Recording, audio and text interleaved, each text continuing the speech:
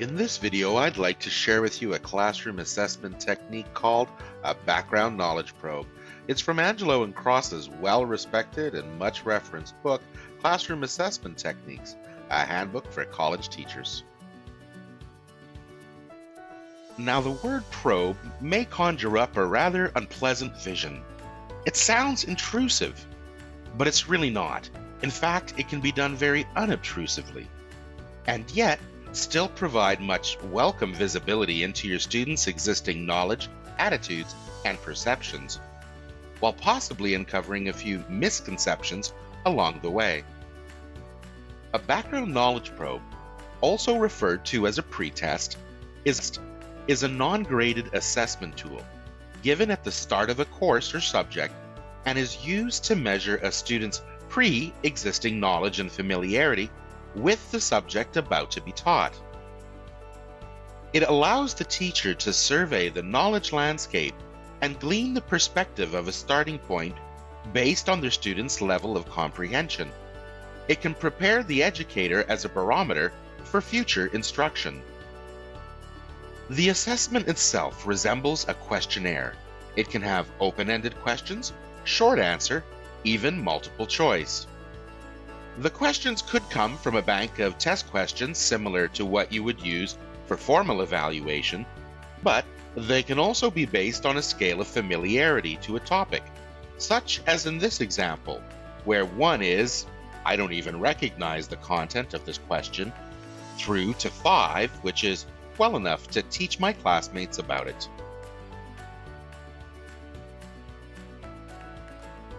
This strategy is especially useful in disciplines where students are likely to have taken preliminary courses prior, or when prerequisite courses or experience are compulsory.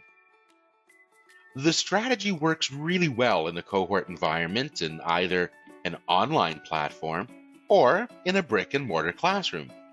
A pre-knowledge check also has merit in being used in an asynchronous environment with self-directed learners.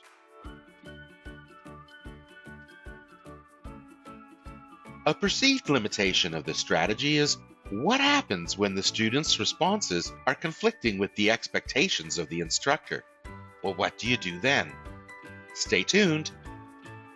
Another possible limitation is students may become anxious or feel overwhelmed when answering the probe if they are unfamiliar with content.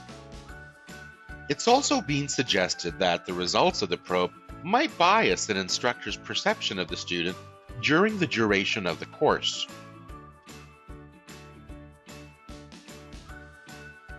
Performing a background knowledge probe can produce several advantageous results. As already mentioned, it gives the teacher insight into the existing level of comprehension their class has. This allows them to guide their instruction in an informed way.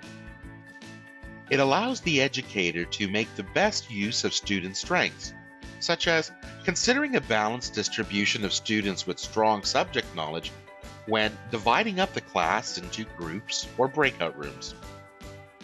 A pre-survey can become the bridge-in for the lesson, priming the pump, so to speak. It directs awareness onto the most critical knowledge, skills, or attitudes to learn, triggering the mind to focus on these topics. Additionally, it can be the hook that students connect new learning to existing knowledge. And in parallel to this is the emerging research that suggests pre-testing helps in increasing test scores. It gives students a benchmark to assess their development. They are also valuable in recording pre-post knowledge gains, and also act as a motivational tool or roadmap for the learner, resulting in improved course performance. Background knowledge probes can be useful to students in helping them identify which areas they are weak in and where they may need to devote extra focus and attention. It's absolutely important to ensure that students know it's a pre-formative assessment and not graded or used in formal evaluation.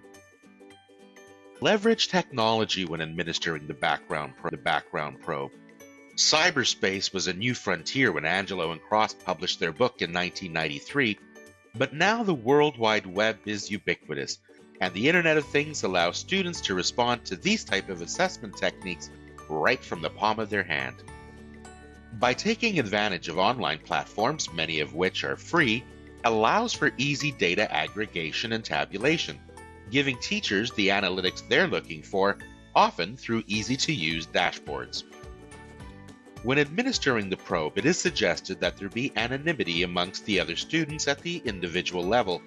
This will help in reducing anxiety. It can be advantageous, though, to share the results at a class level later. Be prepared for all possible scenario of results as best you can.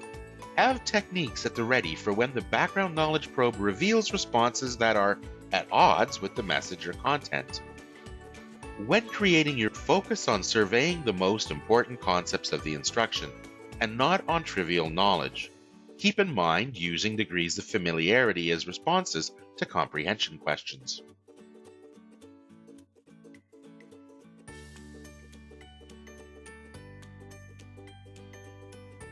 Well, I would share the overall results with my students at the beginning of the following class.